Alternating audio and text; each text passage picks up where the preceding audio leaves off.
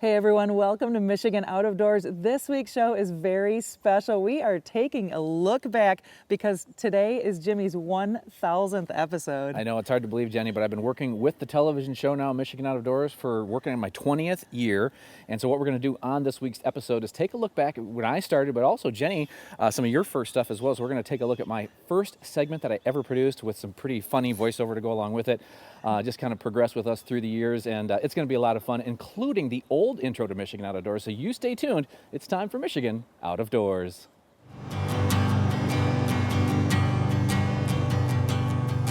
Made a lifetime full of memories in rolling fields of green, walking in the woodlands and wading crystal streams.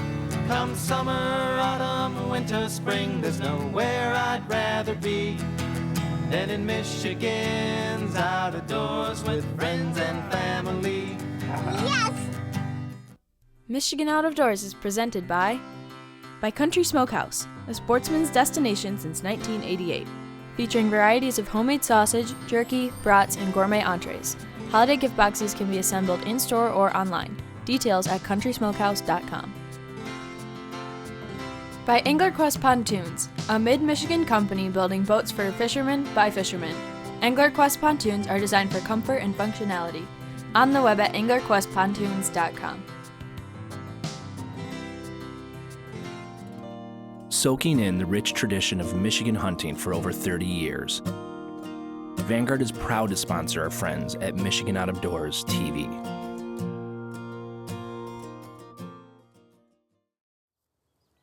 Well, hey everybody, it is really kind of fun for me to look back at 1,000 episodes. It was recently I passed the 19-year mark and was working on my 20th year here with Michigan Out of Doors, and so I did the math, and this week is my 1,000th show, and it's really kind of crazy to think back of all the different stories and all the different corners of the state that I've been able to go. It's been a lot of fun. I actually started in the fall of 1998. It was kind of a funny story. My elementary school gym teacher, Bruce Horrell, was doing a show with Michigan Out of Doors at the time. He was working with Ducks Unlimited.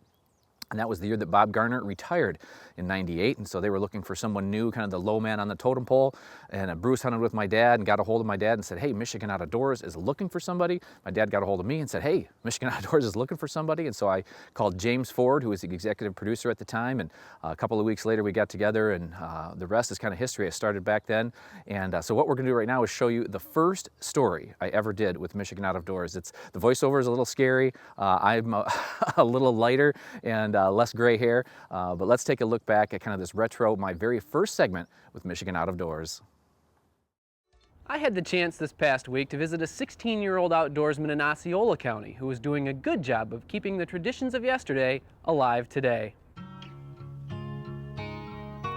Those of us who think the traditions of yesterday are not being passed to the youth of today should find this story very heartwarming. As I worked my way down the winding roads of Osceola County, I found my way to the house of the Crum family. After walking the quarter-mile driveway that's inaccessible by vehicle, I found a house that in many ways takes you a few steps back in time. Too far off the beaten path for conventional electricity, the Crum family uses a generator and a wood stove for heat and for cooking. Micah Crum, a 16-year-old junior, in many ways lives a life kids his age only read about. From stoking the fire for heat to hauling supplies by sled from the closest road. Even the fact that Micah is homeschooled makes him a more unique outdoorsman than your average 16-year-old. The outdoors is a big part of Micah's life. He worked at one of the MUCC camps this summer and has been hunting and fishing ever since he could. But more interesting than that is the fact that he pursues a pastime usually associated with sportsmen more than twice his age. You see, Micah is a trapper, and when his schoolwork has been attended to, Micah heads out the door to his handmade log cabin that he and a friend built, just a few hundred feet from the house. My trapping buddy and I started it this spring, and then I went and worked for the camp this summer, but we finished it off this fall within a couple weeks. It's just like scrap wood from a pine forest that got cut down for lumber, so it's all free wood. It's kind of fun, looks kind of cool, and it's pretty useful for keeping all the fur and my hunting and stuff, my outdoor equipment out of the house and in my own area. It's kind of nice. This time of year, Micah heads to the fur shed where he stores his trapping supplies. Micah told me that building this little cabin taught him many of the same things that the outdoors have taught him: patience, perseverance, and commitment. Micah explained that this lifestyle of living a bit more rustic would drive some people his age crazy. However, for him, the closer he gets to the outdoors and to creation, the more lessons he learns that help him in his everyday life. As we approached the woods, the uncertainty of what we would find along the riverbank made the morning close to perfect. The fog had lifted and we were checking a trap line Micah had set a few days earlier in a new area, so the odds of success were somewhat unknown. I asked him, after a few years of hunting and fishing, what made him get interested in trapping. Actually, when I was like 9 years old, my parents kind of bought a fur fishing game magazine for me and stuck it in my stocking. I'd never really heard about trapping before that, or was even knew it kind of existed. But I got into it, and from then on, I just kind of progressed over the years. I learned and read about it until I finally started doing it a couple years ago. As the sun spilled down over the banks of the river, I was surprised at the amount of knowledge Micah had for someone so young. As we worked our way along the creek, Micah explained a little bit about the technique of setting a trap. See, the ground has points, like the creek, the edge of the creek will have points, and usually your mink will run along the edges, and usually along the bottom edge of the water where the creek runs, they just hug it, looking for pockets to look for food and investigate pockets. That's where you make the pocket set too, but this is just a blind set for them when they're swimming or running along the edge. As we continued down the winding trap line, finding several empty traps, Micah was the first to admit that he has many lessons to learn in the classroom of the great outdoors. My skill level is not real high. I'm still learning. I've got lots of years ahead of me for trapping, so it doesn't really bother me not to catch. It's fun just to get out and tromp through the swamps at some points. It's a little more difficult than others, but it's pretty enjoyable. I don't really need to catch animals to have fun. For me, homeschooling is a pretty big advantage because I can work my schedule of my schoolwork right around hunting and fishing, and I can get out in the outdoors a lot more than most school kids where they're in all day till the evening. You only have a few hours before the sun sets, but it's just like, it's really good because the outdoors does you a lot of good. It was clear to me after spending the day with Micah that trapping was just one part of the skilled outdoorsman that he is becoming. Whether it's setting traps in a nearby culvert or the banks of the many rivers in the area, it's the knowledge of the animal that is the real challenge, Micah explained. Knowing where and why the animal travels is the key to trapping. Just like other kids his age, he has many of the same pressures. Whether it's friends or his after-school job, there's many things that compete for his attention. But the beauty of God's creation, he says, offers something that they cannot. The solitude is really nice. It's like not very many people do it, and I mean, a lot of people do it, but it's like when you get out there and you're not catching animals and like you're real tired, you can just sit down and kick back and relax and hear the birds and just like watch the stream, and it's real peaceful. As we headed home, finding all the traps empty, I was glad to see that wasn't Micah's main focus. It seems that some of today's youth are finding the true beauty of Michigan's out of doors. Boy, it sure is fun reminiscing and looking through some of that old footage. Jimmy's very first segment that he produced was a lot of fun to watch. Both Jimmy and I had a learning curve to go through. I started about 6 months after Jimmy did on the TV show, and we were both pretty brand new at it. Listening to our voiceovers has been just cracking us up. But there was a lot of responsibility too, starting out with the show, just to carry on the heritage of Michigan Out of Doors television. And one of what we consider the patriarch, or the historian of the TV show, is Bob Garner. I was able to sit down with him to get his thoughts on Jimmy's 1000th episode. I am so impressed with Jimmy Gretzinger and what he has done with this television show, because you know it is such a history and it's part of the DNA of a whole lot of us, and those that watched and those that were on it and those who served it as host and co-host and those who shot film in the old days and video.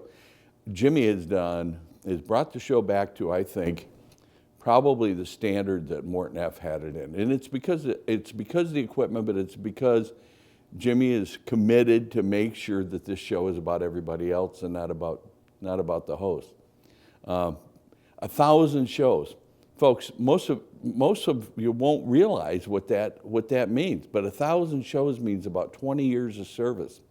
Making Jimmy, I'm kind of the Michigan Out of Doors historian a little bit, but making Jimmy the second most prolific member of the Michigan Out of Doors crew in its history, in its 67-year history.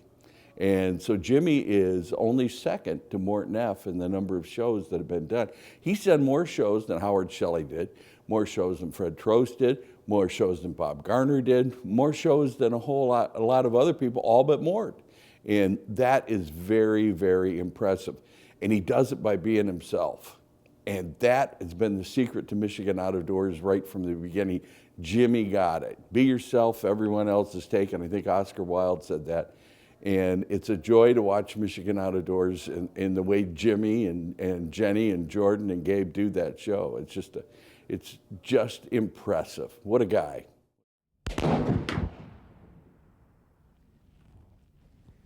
Well, in our first story this week, we're going to show you one of my favorite hunts. It was actually my muzzleloader story from last year. Well, it's one of my favorites because I was able to take a nice little buck and the hunt just fell together. This has to be one of the best times of the year to be in the woods. Mid-December, fresh snow on the ground. Yes, the opener of the black powder season holds a certain something for me, as it does for countless hunters around the state. Whether you choose the traditional sidelock or even the more rustic flintlock, or if you like to test the bounds of technology with the latest and greatest in inline rifles, muzzleloading has something for everyone. This year I put my sidelock traditional gun back in the gun case and chose to hunt with a new inline rifle. I will be the first to admit that these new guns are a far cry from the old round ball guns, but they do offer the hunter a precise, accurate gun to carry a field. Today we were hunting from a ground blind overlooking a finger of a large swamp. We had a new 3 to 4 inches of snow and a perfect wind blowing in from the north, exactly what we wanted for today's hunt. The deer moved in around 9 o'clock and were crisscrossing our little finger of swamp. Our blind was quite a sight. Dug into the side of a ridge and covered with large logs, this pit blind was almost invisible. We had some burlap to help cover our movement in the blind, and any deer who looked our way was sure our pile of logs was just that, a pile of logs. The deer in this area here in central Clinton County have started to group up a little. This swamp holds a lot of deer through the winter, and from what we were seeing this morning, deer had started to filter back into the swamp for the winter.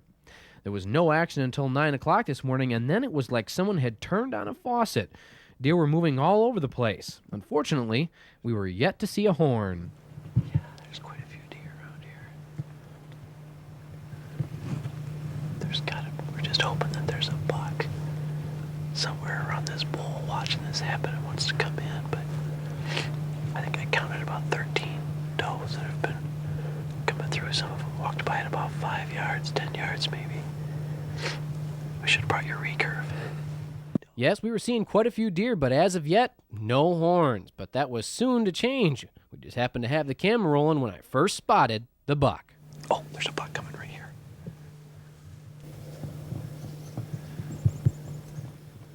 At this point here, the buck could keep walking straight across the swamp, or he could turn and head towards us. Fortunately, he turned our way and headed right towards us. Now, I just had to pick a good, clean shot.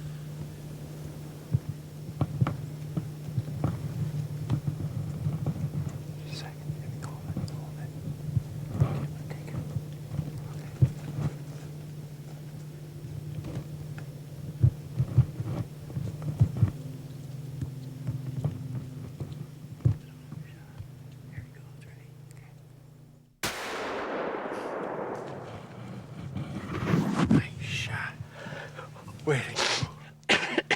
Man, you dropped him right there. Thanks. Yeah, way to go. All right. Boy, that patience worked off. I was talking to you and I saw him coming through the brush there. He went right down. I tell you, it's probably only a 40-yard shot maybe, but... Man. Oh, yeah. This new muzzleloader worked good, didn't it? I tell you what, it's... I felt pretty confident with it at longer distances, but Just like last year, I shot a 6-point out of this same blind. And boy, these muzzleloaders do a heck of a job, I tell you what. Shooting a big piece of lead at them. Which one are you shooting? Yeah. Nice spot, Jimmy. Little messed up rack there, but kind of a cool looking deal there. I said, I'd say he's a 5-point, trying to be a little 6-point, but not a bad dude. This is the side I saw coming through the weeds there. I was actually talking to you, and saw him coming through the weeds back there, and just was patient, let him come all the way through.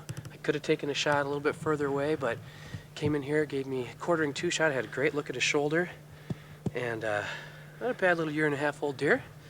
With a muzzleloader, boy, I tell you, any buck's a good buck. Wow. Yes, any buck with a muzzleloader is a good buck. As we tagged this deer, I was thinking back to other deer that I've shot over the years. And it always amazes me what a privilege we have to hunt the whitetail here in Michigan. To spend a day in the woods with friends or family, a chance to see the woods awaken as the sun peers over the eastern skyline. For me, hunting with a muzzleloader seems to roll all of the best of hunting into one package.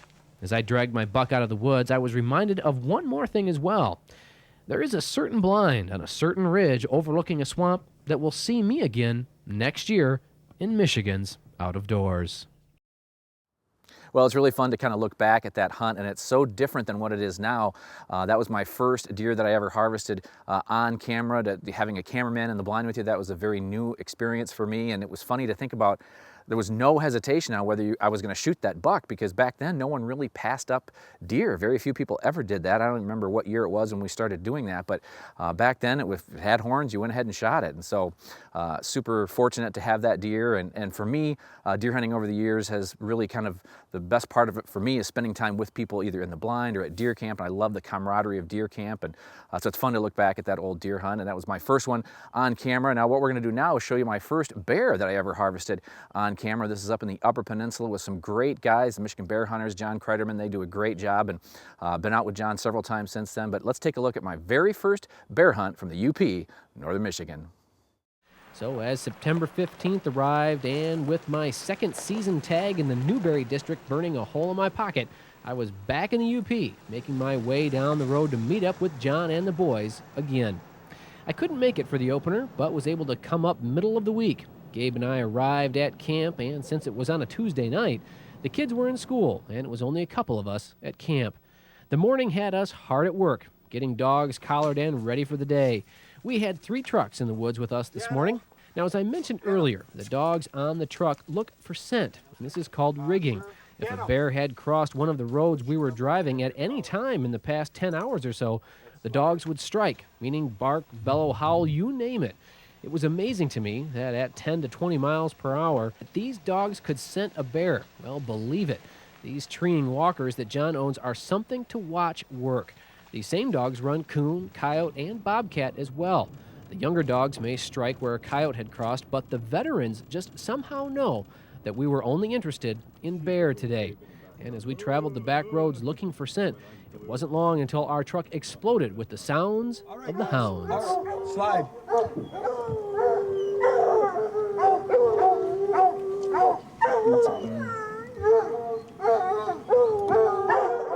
John decided this was worth checking to see just how fresh this track was. So he pulled out Slider, one of his best dogs, and gave him the chance to make the call on whether this was indeed a bear and was he worth running. By the looks of things, this was not worth pursuing for whatever reason, but one of our other trucks had struck some good scent, and there were some dogs on the track. John, where are we at? What's going on right now? We struck a bear this morning up in here, and we've come back to him. We thought we'd look around and check some of this other stuff. We came back to him, and we've got dogs down now just cold trailing. They're trailing up in here along this river. And we've kind of got a little separated. We got 2 dogs, one spot, another dog, another spot. These guys be quiet. And we're just going to see if they can get up to this bear where he's bedded for the day. And once they get up to where he's bedded, he'll get up and start moving. coming right over here, Mel. They'll start moving him, and hopefully we can get more dogs into it. But this wind is blowing, and it's dry and sunny and stuff, and it evaporates a lot of the track. It's 11 o'clock, I believe, right now. So yeah, Yeah, we'll see. Anything can happen. This hound hunting slow, fast, over. That's the way it goes. I really had no idea just how true that statement was. Not more than a minute later, we could hear the dogs working our way. So I grabbed the gun, John leashed up 3 dogs, and we were off. The plan was to get close enough to the race so that we could get some more dogs in on the chase. There is quite a science to which dogs do what, and I had John explain what we were hoping to do as we hit the woods. We'll start with our best cold trailers, our dogs that can take an old track and are not too rammy, can just move the track out, take their time and go at their own speed, not be pushed. And when they start warming the track up, and we can tell by the way they're voicing and stuff, then we feed other dogs to the chase. Maybe some of our dogs that don't have quite the nose and that are a little rammier. And that's what we did today. Melvin had started the track this morning with Abe and Ivory. And as they progressed, it got hot, and we heard the race swing our way. The dogs had swung our way, and after a few crazy hours, we were working our way into what sounded like a treed bear. We just kept following the music of the hounds.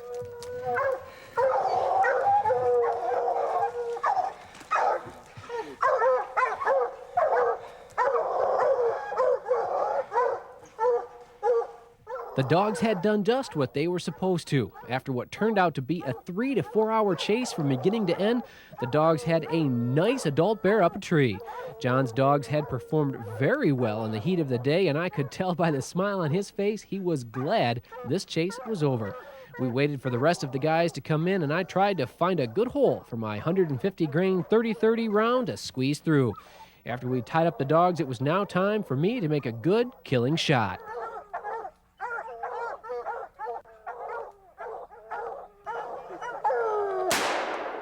This was a nice bear. It was a sow who did not have any cubs this year and dressed out at about 150 to 160 pounds. A nice adult Michigan black bear. I can't say enough about the group of guys that showed me a kind of hunting I had very little exposure to. Mel, Brian, Dick, Scott, and of course John had made this one great trip and shows all of us that the houndsmen of this great state are not only a committed group of sportsmen, but are doing their part to get others involved in the outdoors. It was a day to remember. I was able to get some great pictures for the photo album that I'm sure will come out each year this time of the year. And once we were back at camp, we skinned and quartered the bear to make sure the meat didn't spoil, as bear can easily do. John was putting together one heck of a dinner. Potatoes, carrots, and a bear roast would be our dinner tonight. And by the light of the lantern, we feasted on one great and tender dinner. Look at that. Good, Jimmy? Oh, it is really good. If I didn't know any different, I'd say it's like really nice tender roast beef. That's exactly what it tastes like. This was one great day in the woods of the Upper Peninsula. A great hunt topped off by a fresh dinner around the fire. I can truly say that I have the best job in the world. We sat around the fire and reminisced about the day, told stories of past hunts, old dogs, and how lucky we were to live here in Michigan where we have so many great hunting opportunities like we had today. Yes, it was great to take a nice bear, but it was only the icing on the cake. The best part of the story was again meeting a great group of Michigan sportsmen who give so much back to their sport. So if by chance you see a truck full of dogs on a 2-track yet this fall, tip your hat when you go by. Most likely they have a few kids in the back learning just how great it is to be out in Michigan's out of doors. Well, as you can see, we had a lot of fun on that bear hunt, and it is so fun to look back at all these old shows. You think about 1,000 shows, that means probably a couple thousand segments that have taped over the last 20 years. So, you know, trying to pick out a few from the early days was just a lot of fun. And really would like to say a special thanks to Bob Garner for being on this week's show, and really, you know, Morton F., Jerry Geppetta, Fred Trost, Bob Garner, James Ford, all those that kind of went before. They really were the pioneers, and they kind of figured it out. And so what we've been trying to do here at Michigan Out of Doors is continue that outdoor legacy.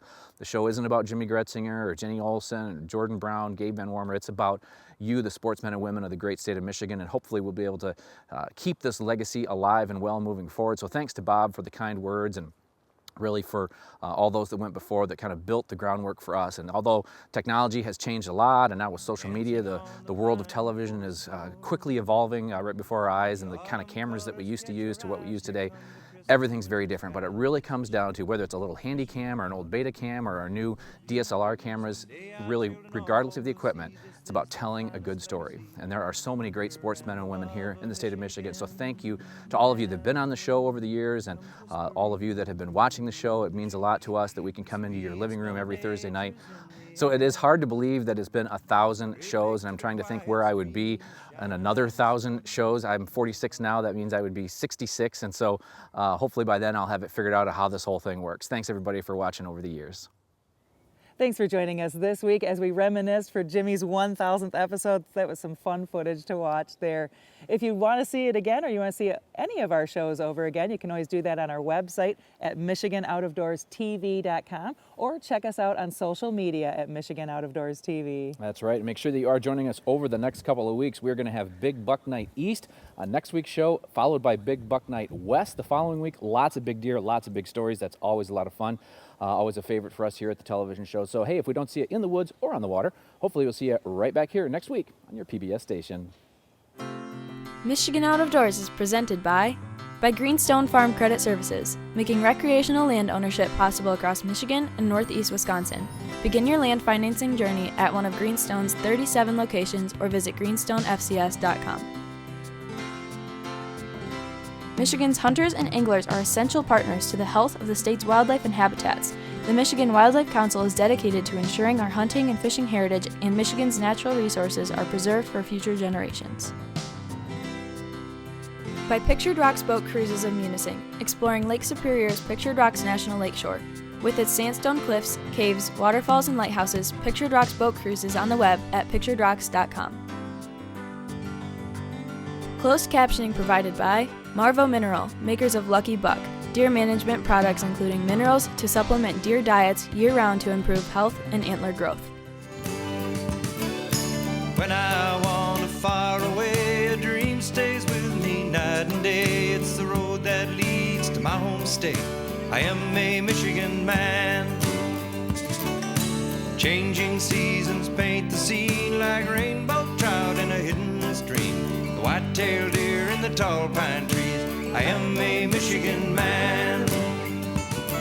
I am a Michigan man. Ask where I'm from and I'll show you my hands.